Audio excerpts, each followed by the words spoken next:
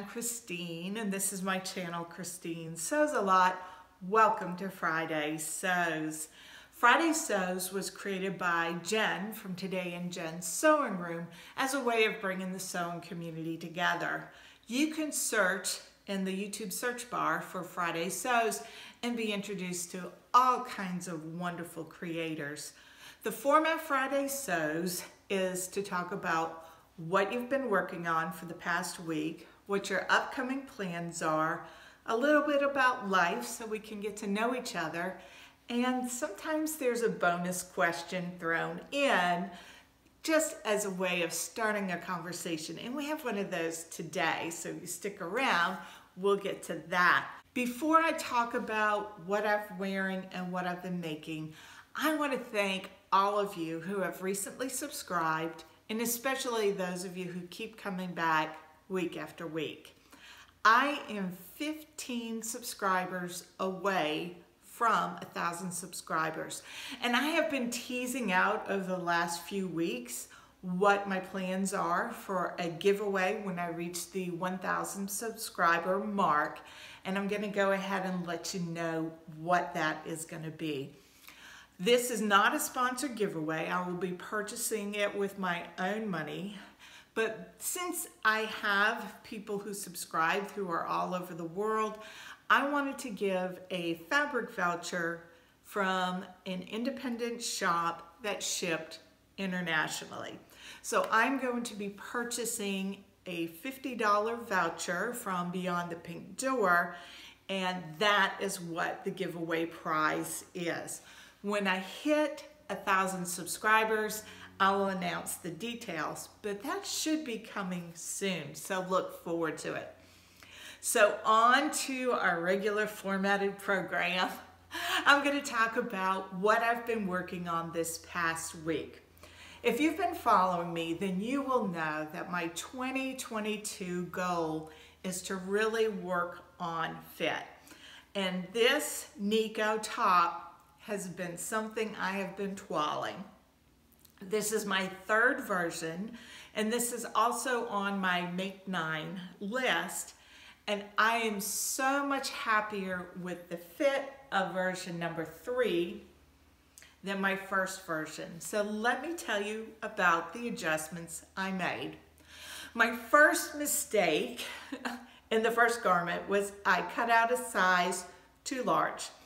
I used my full bust measurement for picking out my pattern size, and I cut out a 20.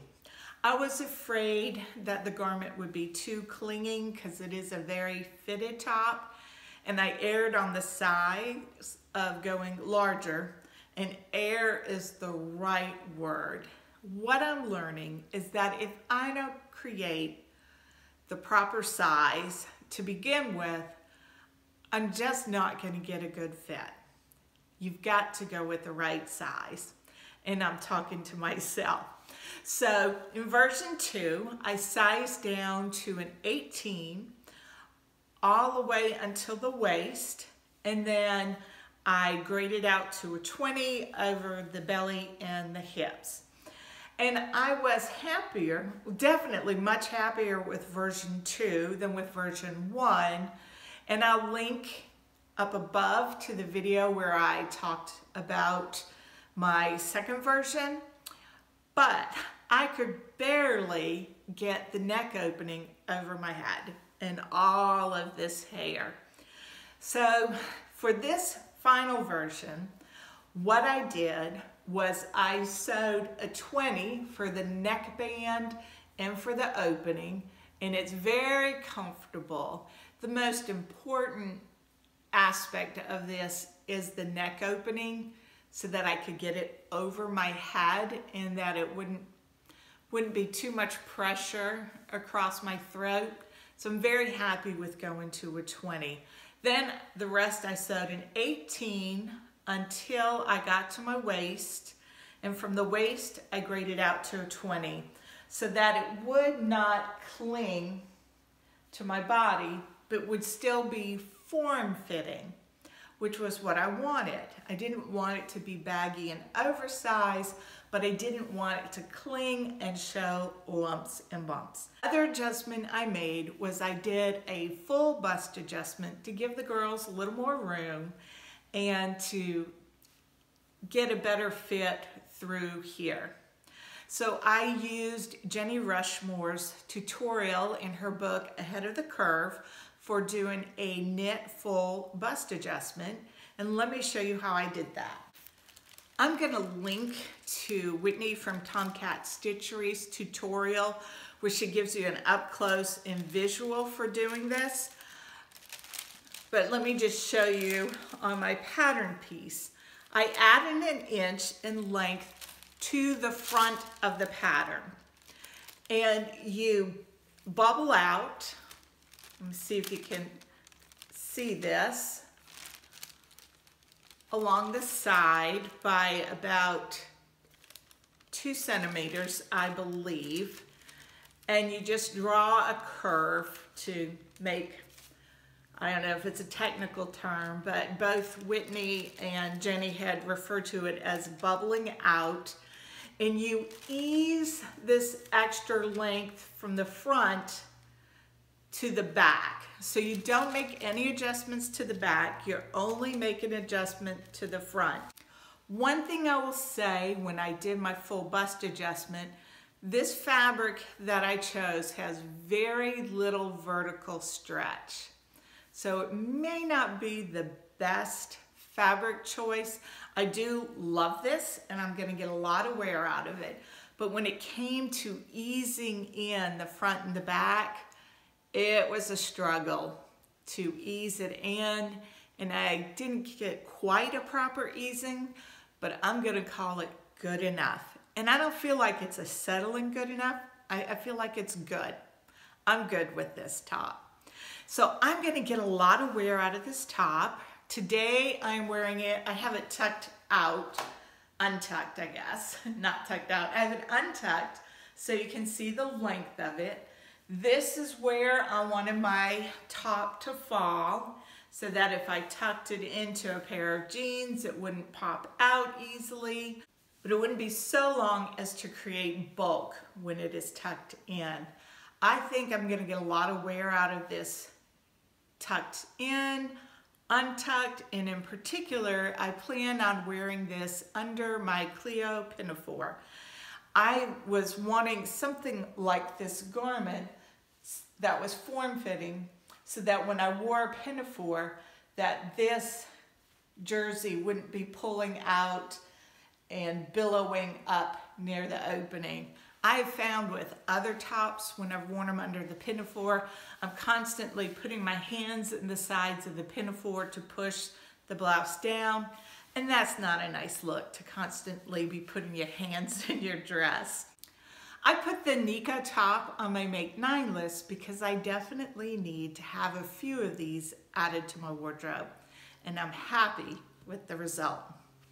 So my future plans, what I'm going to be working on this week, is a labor of love, sowing some love for my husband and for the little guys in my life. And coincidentally, it's another True Bias pattern. I'm going to be sewing the men's Hudson pants for my husband and some mini Hudsons for the little guys in my life. And let me show you the fabric. For the mini Hudsons, I've got this French terry that I purchased from So English. All of this fabric I'm going to be showing you is from So English. I have one little guy who wants to be an astronaut and loves all space theme. And I couldn't resist this Panda Knots fabric. I think it'll be cuddly, it'll be warm, and I think he's just gonna think these are the bomb. I used this when I was making the jar sweater, so my favorite 6-year-old is going to get a pair of mini Hudsons out of this. Charlie does not ask for much sewing wise.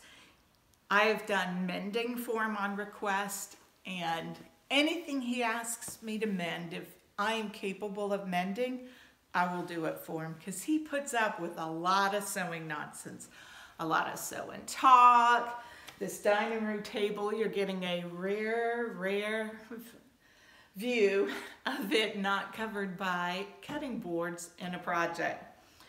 So a year and a half ago, I made him some Hudson pants out of a cotton jersey. I made him 2 pairs and he loved them.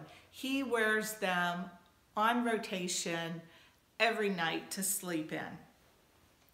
They're a little bit faded, a little bit worn, and I thought he could use a little bit warmer version. So I have this navy fleece back French terry, and I'm gonna make him a pair out of this fabric and see how he likes this weight before I make him another pair. I think he's gonna love it. And one of the great things about this pattern and the size that I sew up for Charlie is the scraps left over when I cut out his pair are the perfect amount for a mini Hudson pants. So my little guys will get a pair that match pops.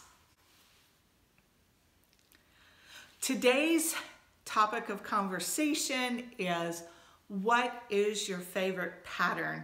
I'm really curious as to what your favorite pattern is and what it is about the pattern that makes it your favorite pattern. I have several patterns that I love. This is a new favorite of mine, the Nikko top. I can see adding several of these to my wardrobe.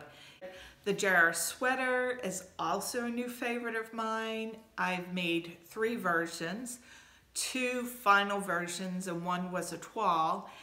But if I'm going to talk about my favorite pattern, I have to talk about the one I have sewn the most and that I can see several more in my future. And that was a bit of a surprise to me. If you would have asked me a year ago what my favorite pattern was, this probably would not have been on my radar. I have to say my favorite pattern is the Sagebrush top by the Friday Pattern Company. I have sewn 2 for myself, 1 for my niece, and I have another one cut out for myself. So the first one I sewed is this dotted Swiss in this bright blue. I love this fabric. The things I love about this pattern is it is a real joy to sew. I know I'm a broken record on this topic, and I've heard others say the same thing. It is a joyful sew. I really enjoyed all aspects of sewing this.